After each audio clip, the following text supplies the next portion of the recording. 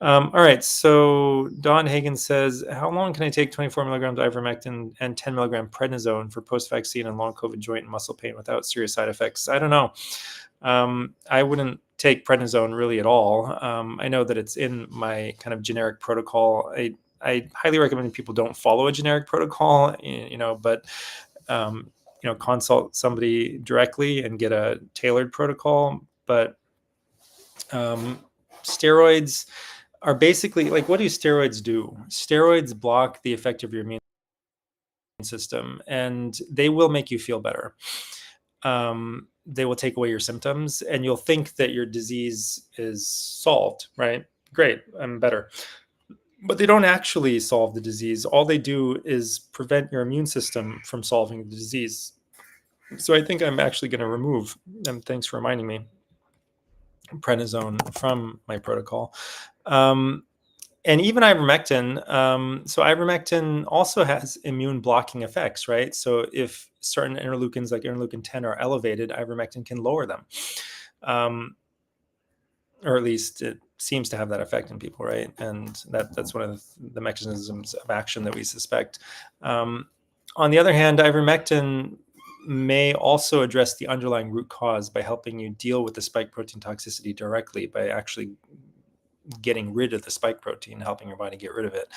So ivermectin is definitely more benign than prednisone, and even possibly vitamin D.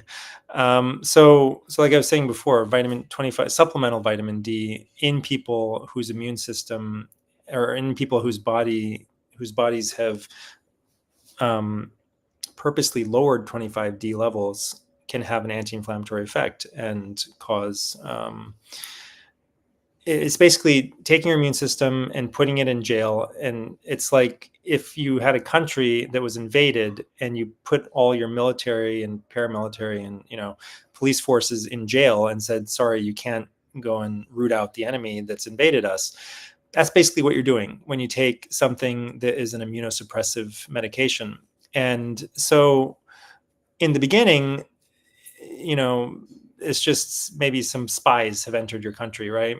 But then over time, they start to multiply. They start to gain more strength and take over more things, and you start to see a problem. So in the beginning, you may not really see a problem, and you might actually see more of a problem if you try to root them out than you would if you just left them alone. And yet you don't want to leave them alone, right? Like you need to get rid of them. You need to kill them. You need to, or jail them or whatever, kick them out of your country. You need to go and solve the problem, right? So if you don't, the problem will get worse and worse and worse until eventually your country will be overthrown, right? Which in this metaphor might mean you're dead, right? Or you're just really, really sick because you've been completely overwhelmed by, infectious forces, or spike protein or COVID-19 or whatever it is.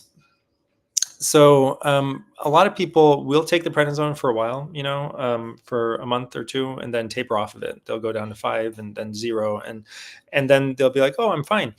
But then, and so all the people who have experience with it will be like, "Oh yeah, I cured long COVID."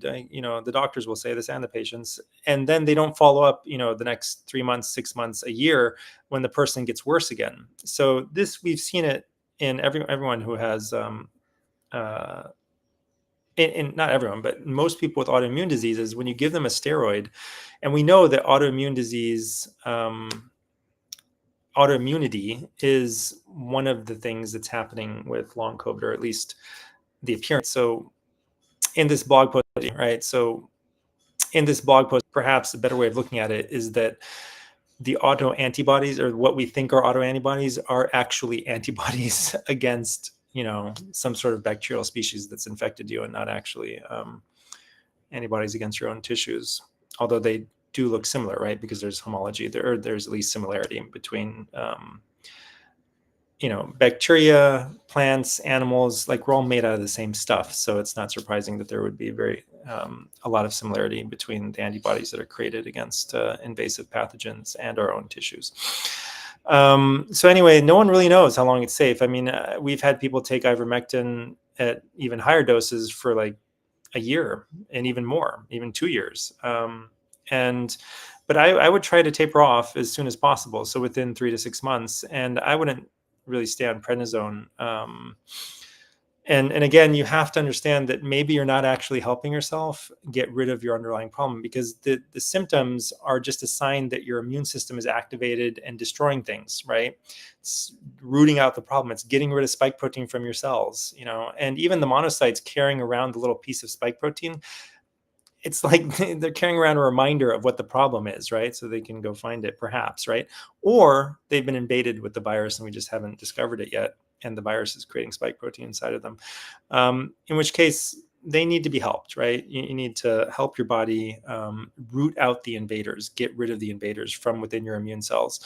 And you don't need to hold your immune system back. You actually need to support your immune system to do its job. So prednisone is certainly not supporting your immune system to do its job. And I know I used to say this right back in the day, that like maybe your immune system's out of control. Maybe it's, it needs to be held back. Maybe that's, but I think my thinking has really evolved on this, that we can't assume that your body's doing the wrong thing. We have to assume that your body's knows what it's doing and it's trying to help you. And what we need to do is we need to try to help it help you by helping to remove the problem that it's fighting against, right? Instead of preventing it from fighting the problem that it's fighting against. So I think that is the right approach.